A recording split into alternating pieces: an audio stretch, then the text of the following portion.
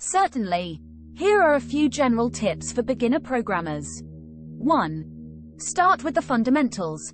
Focus on understanding concepts like variables, data types, loops, conditions, and functions before jumping into more complex topics. 2. Code frequently. Practice makes perfect, so try to code as often as possible. Even a little bit of practice every day can help you improve quickly.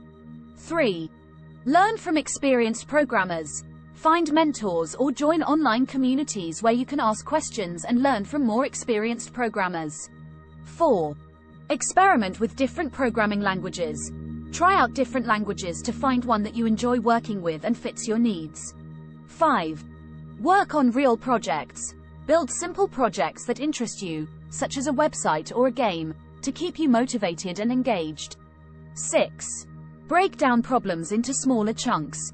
Attempt to break down complex problems into smaller, more manageable pieces to make them easier to solve. 7. Read code written by experienced programmers. Reading high-quality code written by experienced programmers can help you learn new techniques and approaches and better understand how to write good code.